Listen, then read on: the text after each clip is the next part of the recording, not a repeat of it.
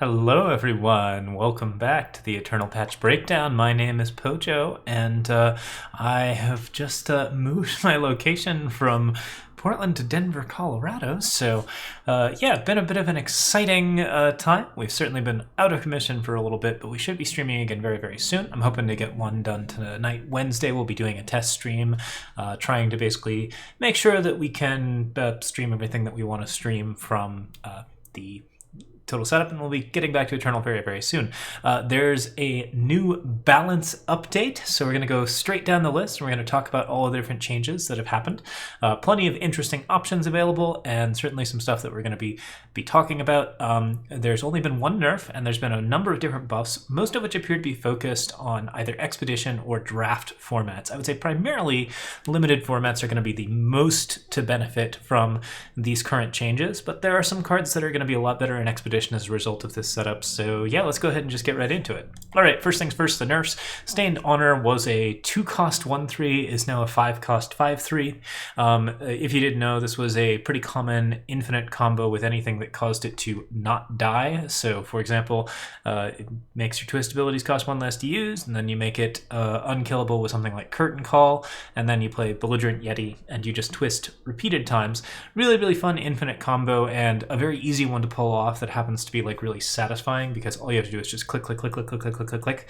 There are a lot of infinites things that like maybe are a little less fun to play, so this is kind of like a really, really simple one that kills you very quickly and is just kind of fun to pull off. However, because Repel Darkness is in the current setup, and Repel Darkness allows you to just make sure a unit can't die this turn, this is a pretty useful combo piece for that whole setup, so they're making Stained Honor cost a bit more and have a little bit more attack as a result. The extra attack doesn't really matter that much if you're using it for the combo, and probably isn't going to matter that much if you're playing it in Expedition, since twist abilities aren't going to be like terribly common.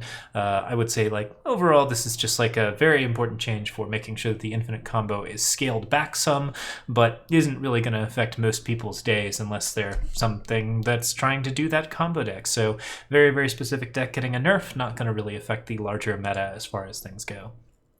Rooted Observer was ultimate +2/+2, is now ultimate +3/+2. I think this is a really, really solid change.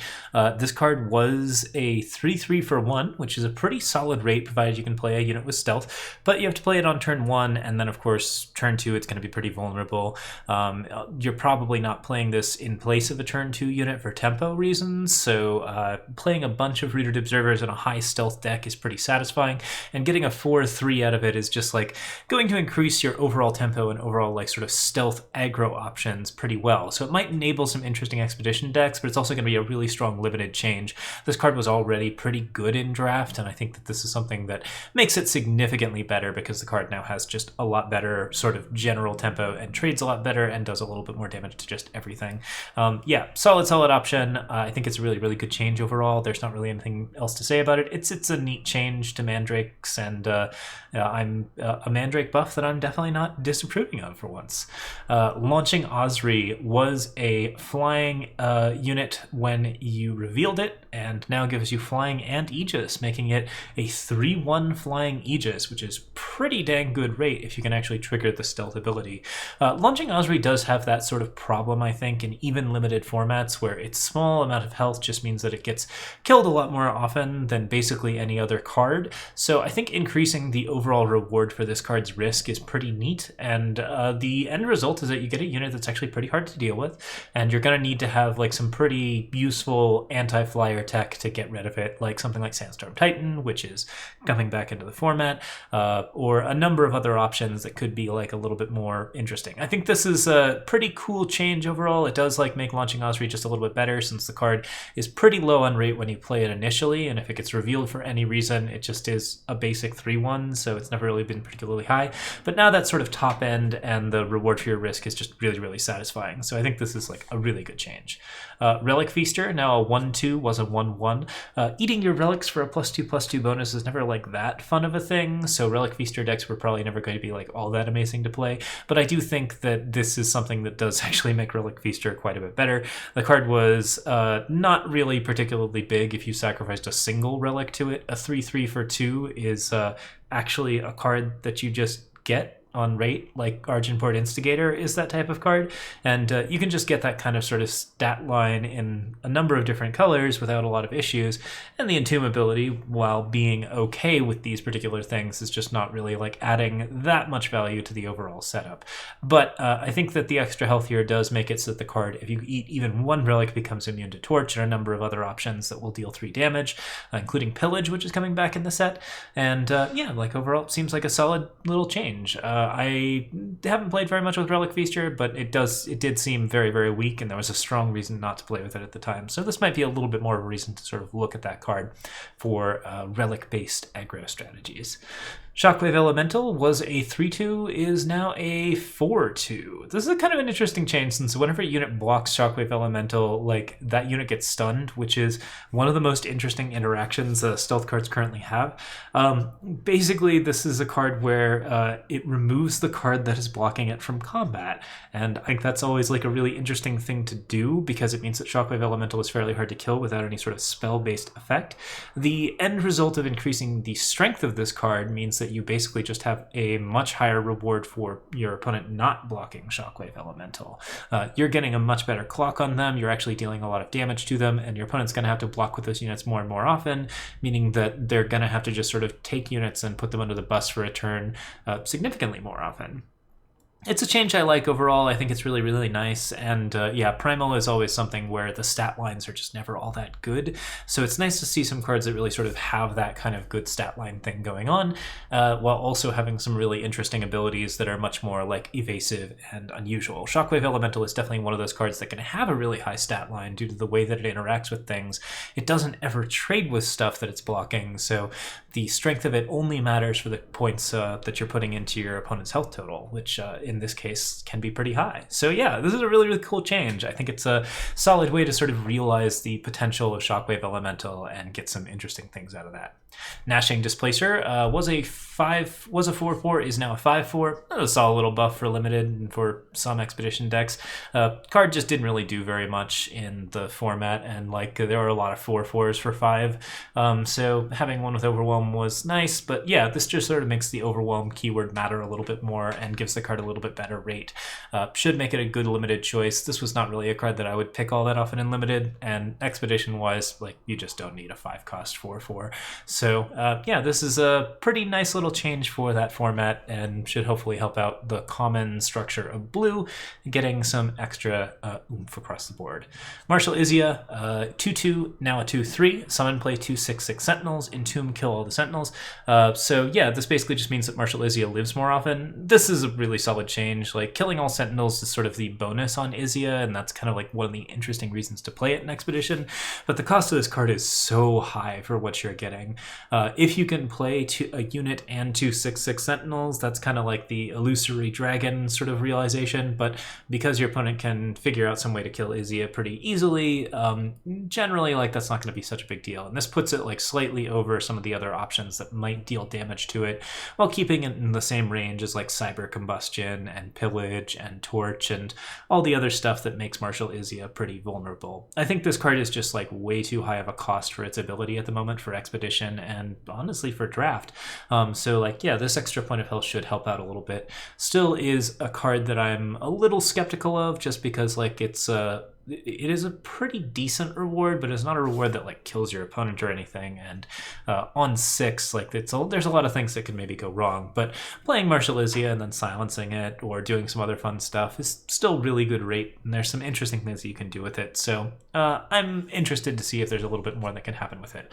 One thing that this does do is make it immune to the red-yellow one that silences and deals 2 damage, and then you get your stats back. Now if people use that on Izia and they're not paying attention, then they're gonna not kill Izia, and they're also gonna make it impossible to get rid of the Sentinels. So keep an eye out for that core mistake. Don't do that. Just something to keep in mind. All right, draft expedition changes. These cards are coming into draft and expedition, and by the virtue of coming into draft, also coming into expedition. So new stuff in the expedition format, lots of interesting, fun things. Pillage, super cool card for killing stuff like Sandstorm Titan, which is also coming into the format, and just a good little fast removal spell. Expensive Torch has always been like a solid option for just general sort of toolkitting. I think this is a pretty good draft card and potentially an interesting expedition market choice. Could be okay. Definitely, if you're dealing with a lot of Sandstorm Titans, that's something to sort of set up. Titan puts in some really nice changes to basically like flyers, and is also just a well-statted 4-cost time drop. Time is getting some really nice cards in this particular setup. In addition to Sandstorm Titan, they're also getting Twin Brood Sauropod and Ornamental Daggers, all of which are really strong stat block cards that really sort of support the Time faction in terms of just being big mid-range stompy. So big mid-range stompy is definitely an option to go for in Expedition. I think this is a solid choice on that front. Also, if you get it in draft, you're probably pretty happy, unless your opponent has the uncommon Pillage. Avigraft kills a unit without flying. This is always a solid way to sort of lock out cards like Sandstorm Titan and other things like that, and allows you to get some interesting interactions with relics. I think it's an okay addition at this point. Avigraft has kind of gotten to the point where it's a little bit more fair and balanced. This card can still be problematic in certain control decks, so I'm always a little skeptical when I see it coming back, but it's good green removal, and green already has like some decent stuff, so this isn't like adding a lot of power to green in any particular aspect. I think that it just gives it some interesting relic synergies. Find the Way, really fun way to just draw lots of mid-range stuff. Also, basically this is the start of a number of Echo cards that are coming back, and I love Echo in general. So this is good for discard-based strategies. This is good for basically anything that is using extra like draw and top of deck shenanigans. Echo is just a really interesting keyword, and I'm always happy to see it in the Expedition format. And all of the Echo cards, Find the Way, Herald Song, Ornamental Daggers, Unstable Form, and Twin Brood Sauropod and Thunderstrike Dragon are all really strong designs that have just like really withstood the test of time in terms of like the general set. I would say like those have been strong cards from set 1. They're still strong cards now, and they do some really great stuff there. Herald Song, discard-based synergy, really fun. Daggers, this is really fun with the war cries that you have going on, which there are plenty of in green at the moment. I think you can do it with like a green-yellow deck using, I believe, Tavia. So yeah, plenty of really cool stuff there, and also like just a neat little card for some discard-based strategies if you want to just draw a discard and get some value. Unstable Form, always a favorite. This is one of the better designs in Eternal. It's just a really fun card that has always been played really well, and gives you 2 for the price of 1 in terms of just fun things to do. Lethar Lobotomy, this is a relic-based synergy where you get some like kill options. It's okay. Banish, super powerful fast spell. This is one of Xenon's better removal cards, and it's definitely adding a lot of power for Xenon, so keep an eye out for it because it's a really strong card, and it's still at cost 5 or less, so it's even stronger than it used to be. Yeah, this is a really good choice for Xenon decks, and a strong reason to play Xenon in Expedition at the moment. Initiation gives everything +1/+1 in Killer, good with all sorts of resurrection options, which there are a couple of new ones in Shadow at the moment. So really neat stuff. You can get some good recursion things. This is another really strong card that has generally been just a great design to be seeing in draft. Desert Alchemist, this one's a rough one to run into, but always a solid way to get yourself into the mid-range, and with the Plunder ability allows you to also fix your power. Desert Alchemist is an insanely strong time card, and I think time is getting a lot of love in this current setup, so Expedition time decks, look out for them. I Am the Abductor, more strong Xenon stuff. This card has a good ultimate ability and an excellent lifesteal ambush stat line, so all together just a strong little card, plenty of good stuff happening there. Retribution, this is just like an okay draft fodder card that kind of makes people wonder why you're attacking. It's fine. Water of Life is one of the weaker Echo cards, but it's still nice to have some life gain every now and then. Yeti Troublemaker, same sort of situation. It's a better draft card than Water of Life, but it's not particularly strong in Expedition, so you're probably not going to be running it. Twin Brood Sauropod, an extremely strong draft card, even now. Just the ability to play 2 big units for the price of nothing is pretty excellent, so just gives you a nice bit of consistency to draft. Really solid mid-range card. You're always going to want this in draft environments, and you might even want it in Expedition under the right circumstances. Thunderstrike Dragon, excellent draft bomb rare, and also good Expedition card. Like, This card just gives your deck a lot of oomph and allows you to kill your opponent through value. Like, it is just a solid win condition for any deck that is playing like simple mid-range and just wants to run your opponent out of answers and then keep playing stuff that your opponent can't answer. Thunderstrike Dragon is like the top end for that particular situation, so really, really good card on that front. Meltdown, kill an enemy attachment, simple little market shenanigans that you can throw in. You probably aren't grabbing it in draft, but in Expedition it's a great market card to have, and you know, just kind of an okay option overall. Not a lot of market access in Expedition at the moment, but this is still like a reasonable thing to be putting in there, as well as Ruin Crawler Yeti. Similar sort of situation where you get the enemy attachment, and then if you hit the enemy player, it gets +1 strength. Not a card I prefer over like Furnace Mage, but a card that is nonetheless pretty strong, and like, yeah, can be really, really fun little Yeti. It's interesting to see Yetis coming back into the format. I actually don't think we have a lot of Yetis in the format at the moment, because according to the like they're extinct in the world of Bastion, according to I think like some Discord developer chat. But yeah, just kind of like time has moved on from the Yetis, but that's okay because we got time shenanigans, so Talir can bring some over.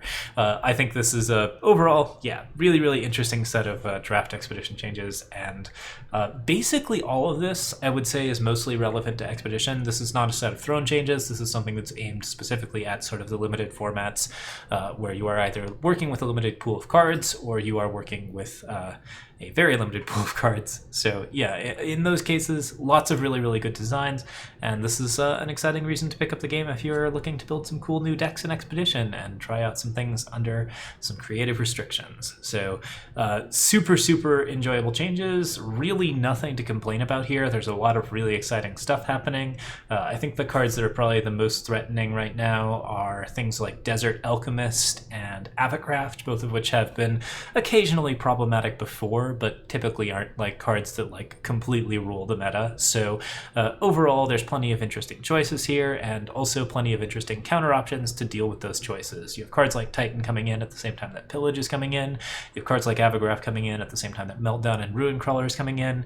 You can just kind of see that there's some generally like kind set design overall here, and like, yeah, it's looking like it's going to be another fun round of Expedition. So take heed of that, and all the new cards from the mini set, which we've reviewed previously. We'll be back streaming very, very soon, folks. Probably going to be jamming some other stuff tonight, but if we get some Eternal going, that's also a distinct possibility. So tune in for that at twitch.tv/locopojo. We're also going to be changing our name soon, but yeah, we'll get to that in just a little bit. Thanks so much for watching. Thanks for the folks who have subscribed. Always appreciate you, and have a lovely day. Cheers, everyone.